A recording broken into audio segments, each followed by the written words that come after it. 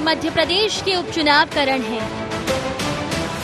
बयानों के तीरों के बीच यहाँ अंतिम दौर का प्रचार जोर पकड़ चुका है। इसी को ध्यान में रखकर भाजपा ने सत्ता की गद्दी को मजबूती देने की तरफ अंतिम कदम बढ़ा दिया।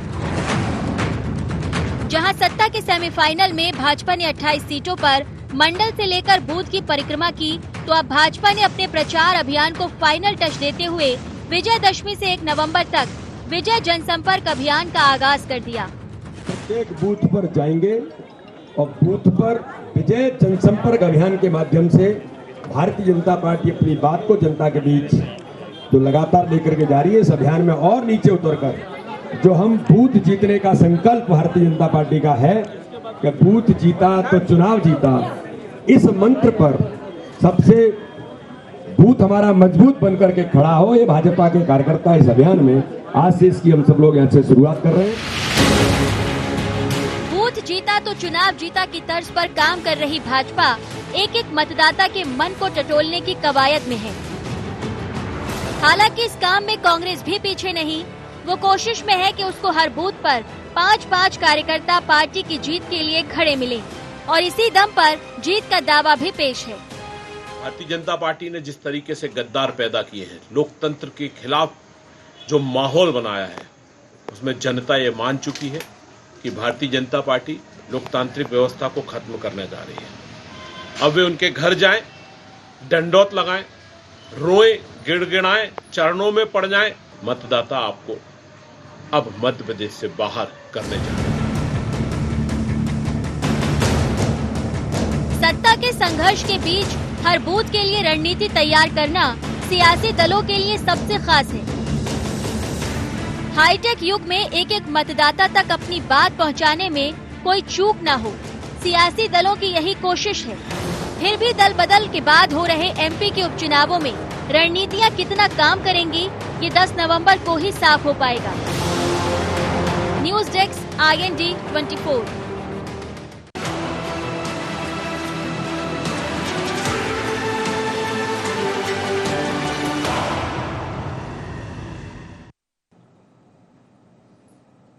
नमस्कार, शार्प एट 7 में आपका स्वागत है। मैं हूं आपके साथ नाज़रीन नकवी। तो नए अभियानों के जरिए मतदाताओं को रिझाने की कोशिश की जा रही है। भाजपा इसमें कांग्रेस से आगे नजर आ रही है, लेकिन कांग्रेस का ये कहना है कि अभियान चाहे जितने भी चला लिया जाए, मतदाता झांसे में नहीं आने वाला है। लेकिन सवाल ये है कि नई उम्मीद के साथ नया अभियान जो शुरुआत किया है जिसकी भाजपा ने, क्या उससे मतदाताओं को वाकई रिझाया जा सकेगा? कम दिन बचे हैं और ऐसे में संकल्प पत्र लाने की भाजपा की जो बात है वो किस तरह मतदाताओं को प्रभावित करेगी, इस पर हम बात करेंगे। मेहमानों से जुड़ते हैं। सुमित ओरछा जी हमारे साथ जुड़ रहे हैं, मीडिया पैनलिस्ट हैं, बीजेपी का पक्ष रखेंगे। हमारे साथ जितेंद्र मिश्रा जी जुड़ रहे हैं, प्रवक्ता हैं मध्य प्रदेश कांग्रेस के। साथ ही स्टूडियो से editor in chief Sunil Srivastava मेरे साथ हैं। सभी का बहुत स्वागत है। और पहला सवाल सुमित जी आपसे, जिस तरह से नया अभियान आपने शुरू किया है, जिसे नाम दिया है विजय जनसंपर्क अभियान, क्या वाकई विजय दिलाएगा? नाज़रीन जी, शुद्ध अंतःकरण से जनता के प्रति पूर्ण समर्पण और पूर्ण संवेदना रखते हुए किए गए कार्यों को लेकर के जनता के दरबार पर जाना, यह भारतीय जनता पार्टी की चुनावी नहीं वरन हमेशा की सर्वकालिक नीति है। भारतीय जनता पार्टी 24 घंटे 7 दिन सतत काम करने वाला संगठन है। सत्ता हम सरकार में रहे, विपक्ष में रहे, हम सदैव काम करते हैं, जनता के लिए करते हैं और उसको लेकर के चुनाव के समय प्रत्येक बूथ पर जाना यह हमारी रणनीति का हिस्सा होता है। हम सदा से ही इसी प्रकार से चुनाव लड़ते आए हैं। यह बात हमारे सारे राजनीतिक विश्लेषक भी जानते हैं और हमारे कांग्रेस के मित्र भी जानते हैं। हमारे चुनाव लड़ने के तरीके में कुछ भी नया नहीं है, कुछ भी नवाचार नहीं है। हम हमेशा से पूरी शिद्दत और पूरी ईमानदारी के साथ, क्योंकि हम काम करते हैं, जनता के लिए योजनाएं लाते हैं, जनता के जीवन में बदलाव करते हैं, उनके जीवन स्तर को ऊंचा उठाने का काम करते हैं, उनसे किए गए अपने वायदों को अक्षरशः पूरा करते हैं और इसलिए उन कामों को लेकर के हमें जाने का एक नैतिक साहस जनता के दरबार में, जनता के घर में जाने का एक नैतिक साहस हमारे अंदर होता है।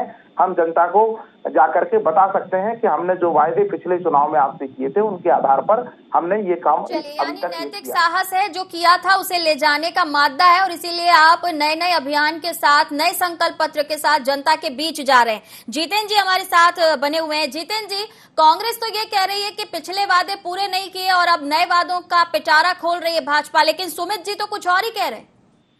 नहीं, देखिए, कांग्रेस जो कह रही है वो ही सुमित जी कह रहे हैं। सुमित जी भी कह रहे हैं कि हम नए नए अभियान चलाते हैं और उनके माध्यम से जाते हैं।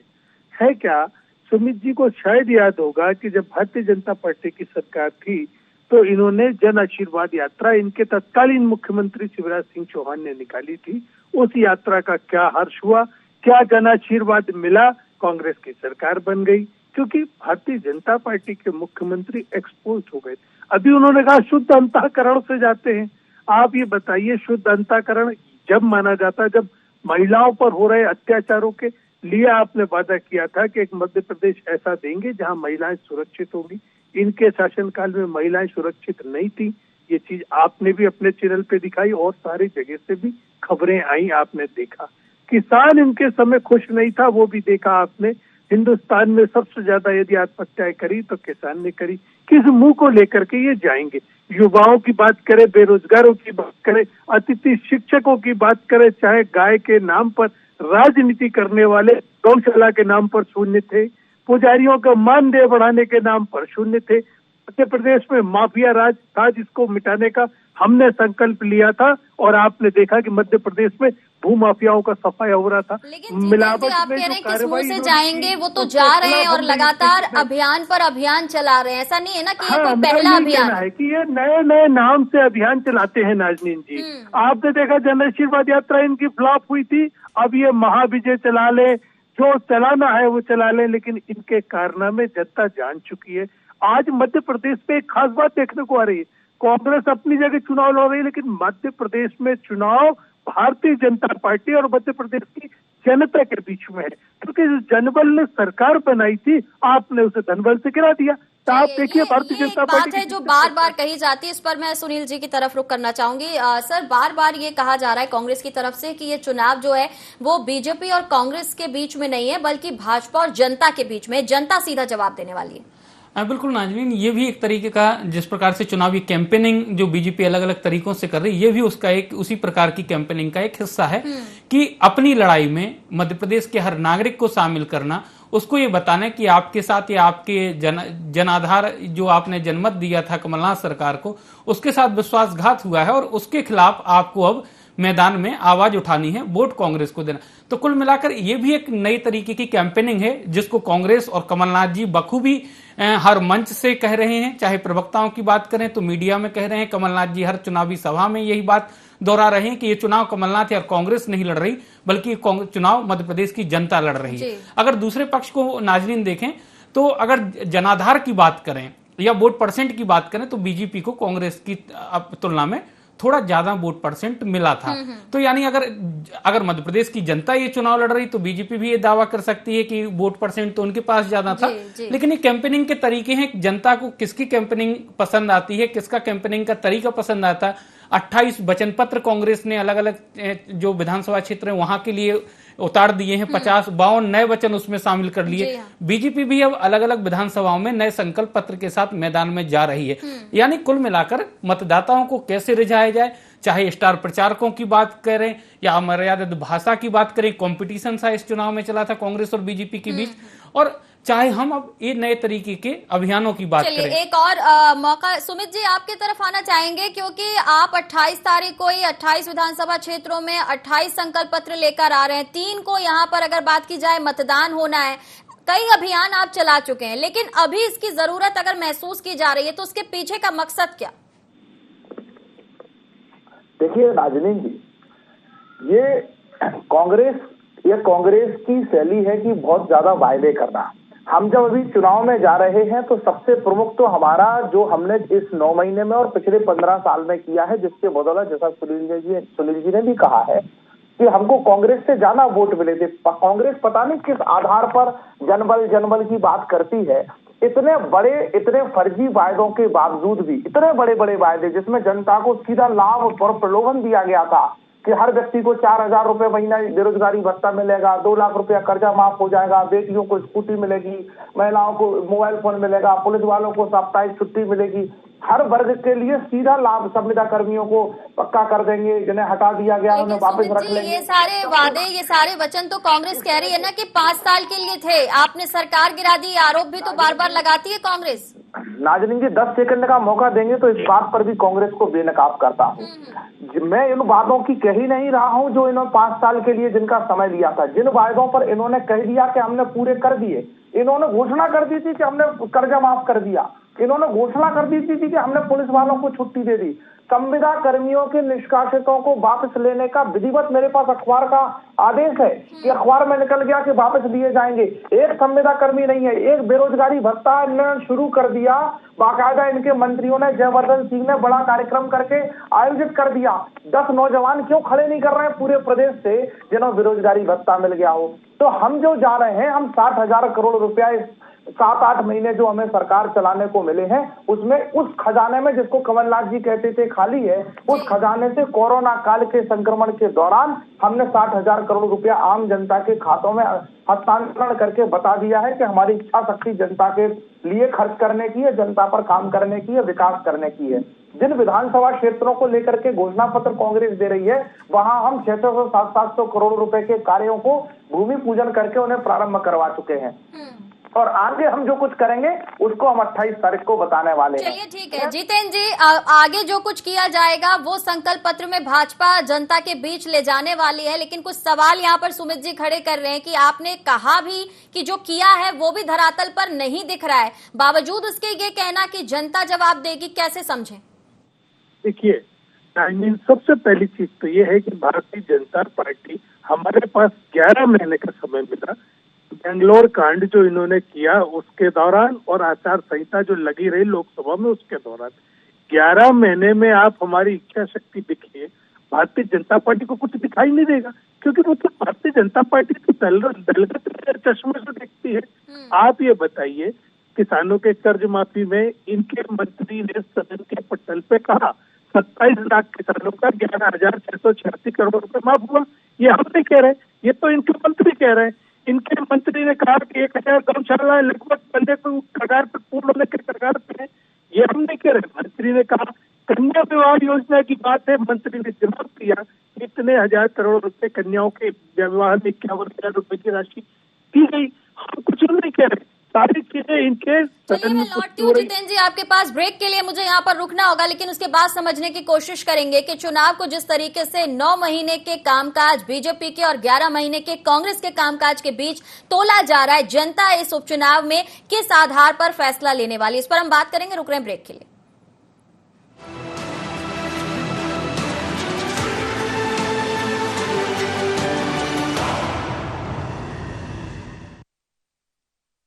बाबा इलायची को जैसे ही चखा तो लगा कि लाइफ के हर टेस्ट में होना चाहिए प्लेजर।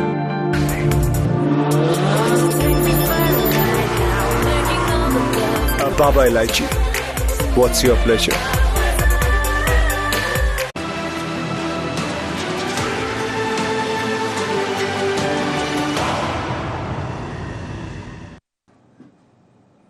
ब्रेक के बाद एक बार फिर से स्वागत है, चर्चा को आगे बढ़ाएंगे और सवाल जो मैंने छोड़ा था सुनील जी, मैं आपसे उसका जवाब समझने की कोशिश करूंगी, क्योंकि अब देखा जाए तो 15 साल की बात नहीं हो रही है, अब 1.5 साल की बात नहीं हो रही है, अब सिर्फ 11 महीने कांग्रेस के और भाजपा भी सत्ता में वापसी करने के बाद के कामकाज को गिनाने की यहाँ पर ज्यादा कोशिश कर रही है। तो ऐसे में क्या लगता है आपको, जनता कैसे आंकलन करेगी? देखिए नाजनीन, अगर हम बात करें तो बीजेपी हो या कांग्रेस, जो बेहतर काम है या जो कम समय में अच्छा काम किया उसको ही वो जनता को बताने या फिर उससे ही तुलना करने की बात करती है। चाहे हम कांग्रेस की बात करें, हमने देखा कि पिछले 15 सालों में बीजेपी लगातार अपने कामों या अपने उस पर बात नहीं करती आई है। पूरे चुनावों में वो 10 साल पुराने दिग्विजय सिंह शासन की याद दिलाती रही। अभी भी अगर हम बात करें तो कमलनाथ के 15 महीनों की अपेक्षा अगर बात करें तो चुनाव में अभी भी दिग्विजय सिंह के जो कार्यकाल था उसकी याद दिलाई जाती है। तो जो बेहतर है, जिससे हमने बेहतर किया है, उससे कंपेयर जनता को भी कराया जा रहा है कि अगर आपको ऐसे युग की जरूरत है या ऐसा युग चाहते हैं तो उनको वोट दीजिए। तो कुल मिलाकर वोट के लिए चाहे बीजेपी हो या कांग्रेस, वो खुद को बेहतर साबित करने के लिए कंपेयर कर रही।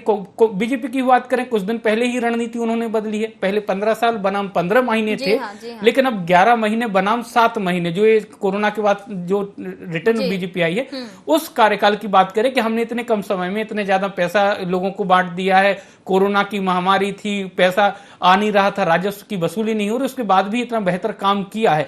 तो एक तरीके से कांग्रेस को घेरने की तैयारी है। कांग्रेस की जिस प्रकार से कमलनाथ जी अलग अलग बिंदुओं को गिना रहे, चाहे बिजली की बात करें, रोजगार की बात करें या उद्योगों की बात करें, आईफा से लेकर तमाम तरीकों की बात हो रही है। आपने सही कहा कि अच्छे कामों को ले जाने की कोशिश है, लेकिन सुमित जी, आपने तो 15 साल में सरकार में रहते हुए बहुत सारे अच्छे काम किए, लेकिन फिर अभी सिर्फ इसी बार जो आपने सत्ता में आने के बाद काम किए, उनकी गिनती क्यों हो रही है?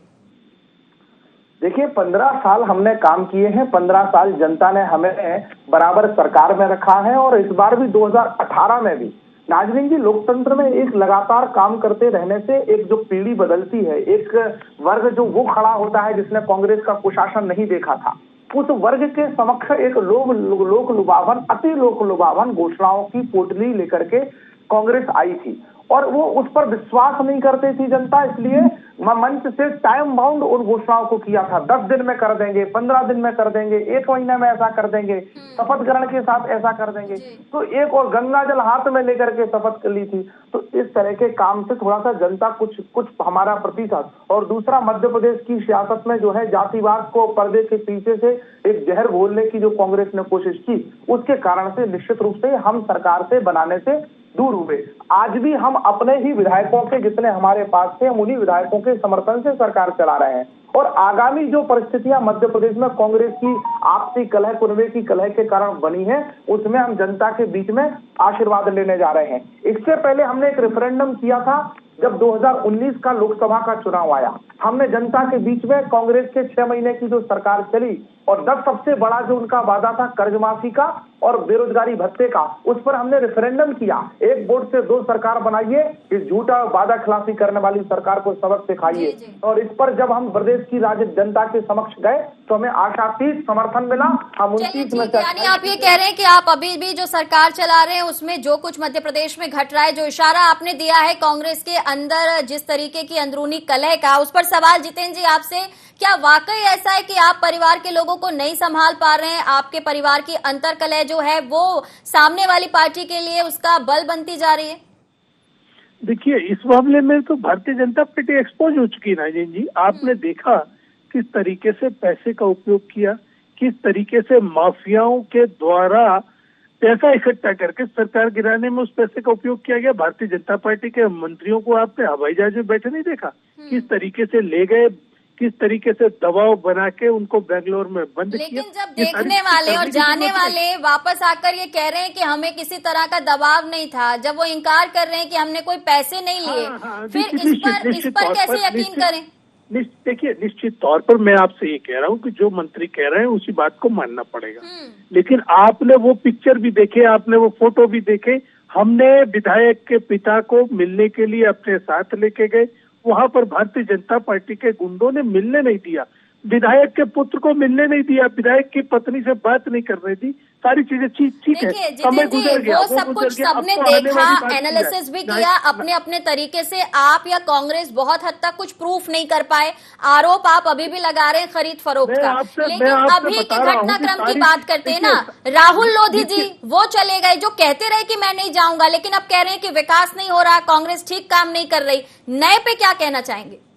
देखिए, हाँ बिल्कुल, अब नए पे बात की जाए, जो हुआ उसको हम इस पे विचार नहीं करना चाहते। अब तो जनता की अदालत में सारा मामला है। भारतीय जनता पार्टी निश्चित तौर पर डरी हुई है, इस चीज को स्वीकार करना पड़ेगा, क्योंकि प्रत्याशी चयन में भारतीय जनता पार्टी हमसे पीछे रही, उनकी सिर्फ टव्वल आखिरी तक होती रही और आखिरी में जाके उन्होंने प्रत्याशी घोषित किए। इसके बाद वचन पत्र की बात आई तो देखा आपने कि किस तरीके से उनमें लड़ाई होती रही। कहीं ना कहीं प्रचार में भी भारतीय जनता पार्टी पीछे, और अब तो सिर्फ एक ही उद्देश्य है, एक ही बात कहना है कि सारी चीजें 10 नवंबर को साफ हो जाएंगी। कौन ने बिका, कौन ने खरीदा, क्या हुआ, जनता समझ रही है। 2020 का युग है ये कोई 1957 की बात नहीं है, ये 2020 की बात है। सारे लोगों के पास इंटरनेट है, सारे नौजवानों युवाओं के हाथ में मोबाइल है, हर चीज का जवाब उन्हें सेकंडों में मिल जाता है। ठीक है, आपने अब तो 57 का 10 युग तारीख नहीं, इंतजार 57 का होता तो आमने सामने बात होती, लेकिन फिलहाल इस पूरे घटनाक्रम पे सिर्फ आरोप प्रत्यारोप ही सुनाई दे रहे हैं। सुनील जी, अब तक बिल्कुल नाज़रीन, अगर जिस प्रकार से दल बदल की बात हो रही है तो राहुल लोधी जिस प्रकार से कल उन्होंने कहा क्षेत्र का विकास नहीं हो रहा, तो 7 महीने बाद उनको याद आया कि सिंधिया जी के साथ जो बाकी लोग चले गए, उसके बाद 26वें विधायक के तौर पर राहुल ने भी कांग्रेस छोड़ी है और 3 लोगों के क्योंकि निधन के कारण सीटें खाली हुई, तो 29 उपचुनाव जो मध्य प्रदेश में है, हालांकि 28 हो रही है, कभी राहुल की सीट खाली हुई तो वो बाद में होंगे।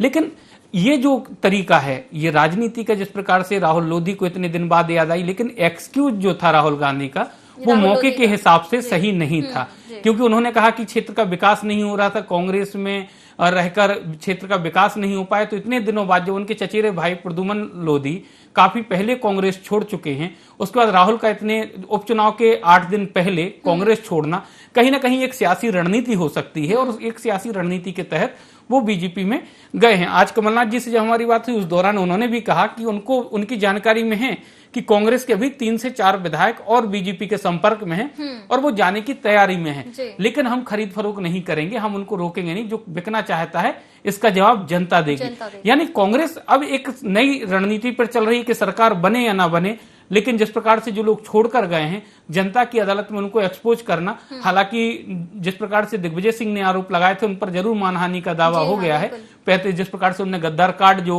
जारी किया था सोशल मीडिया में, तो जो पूर्व मंत्री हैं और विधायक हैं जो कांग्रेस छोड़ के गए हैं उन्होंने मानहानि का दावा दिग्विजय सिंह पे किया है।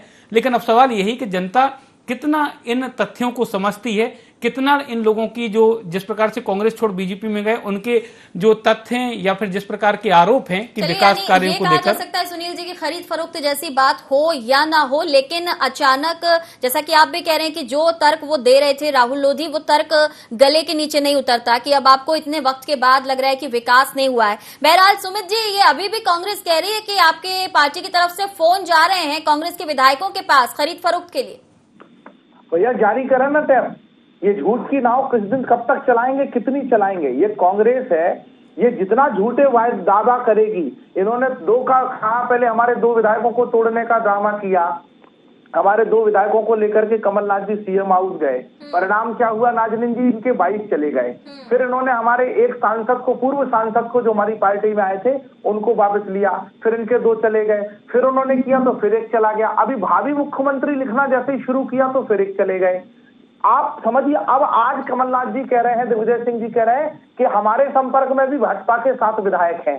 अब अंजामे गुलिस्ता क्या होगा, आप इस बात को आगे समझ जाइए। जितनी ये झूठे वादे, झूठे दावे करेंगे, जितना ये अपने अंदर अपना अहंकार प्रेषित करेंगे, कांग्रेस, देखिए ये बात भी समझ लीजिए, लोकतंत्र में कोई राजनीतिक दल ऐसे चल नहीं सकता है कि मुख्यमंत्री कमलनाथ, प्रदेश अध्यक्ष कमलनाथ, नेता प्रतिपक्ष कमलनाथ, चुनाव अभियान समिति कमलनाथ, टिकट वितरक कमलनाथ, स्टार प्रचारक कमलनाथ, मुख्य सचेतक कमलनाथ। भैया ऐसे नहीं चलता है लोकतंत्र में।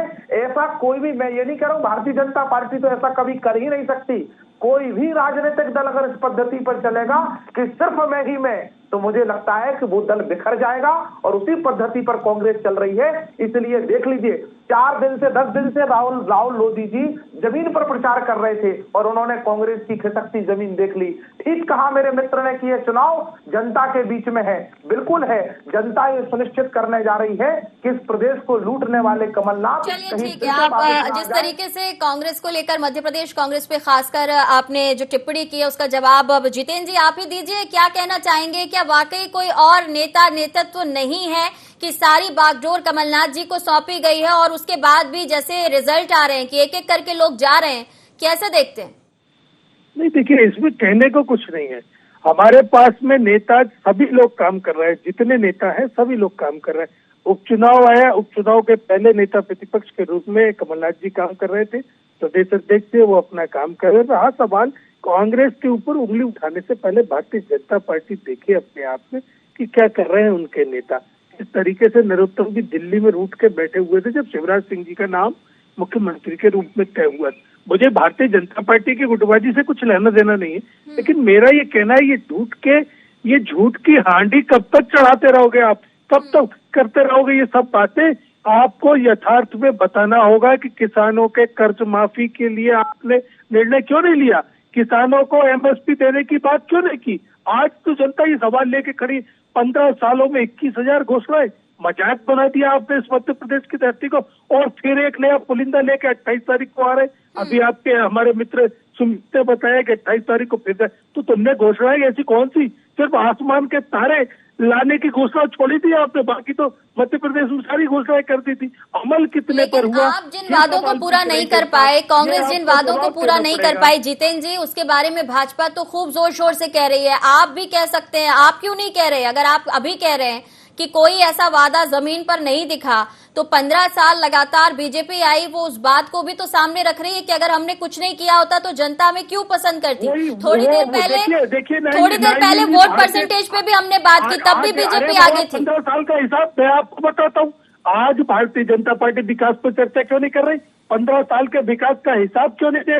11 महीने के विकास का हिसाब पूछने को क्यों तैयार नहीं खड़ी है? इसलिए कि भारतीय जनता पार्टी अगर विकास की बात करें, इन्होंने क्या अभी क्या कर रहे हैं? अभी हिंदू मुसलमान के नाम पे आपने देखा किस तरीके के बयानों को लेकर के हिसाब किताब जो है फिलहाल अब जितेंद्र जी वो जनता को करना है। बहुत ही कम वक्त बचा है। दोनों को शुभकामनाएं हमारी कि आप जनता के बीच जाइए और हिसाब किताब अपना अपना लीजिए। तीनों का बहुत शुक्रिया। लेकिन देखना होगा कि विजय अभियान की शुरुआत करने के बाद क्या भाजपा को वाकई संपर्क के साथ विजय भी मिलेगी, या कांग्रेस जो आरोप लगा रही है उन आरोपों की सच्चाई वो जनता के सामने रख भी पाएगी। फिलहाल शार्प एट 7 में इतना ही। मुझे दीजिए इजाजत। नमस्कार।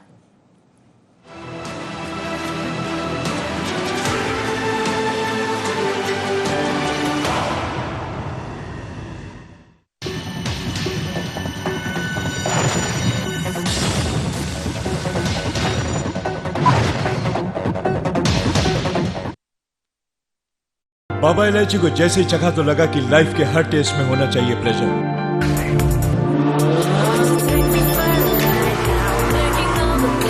Baba Ilaichi, what's your pleasure?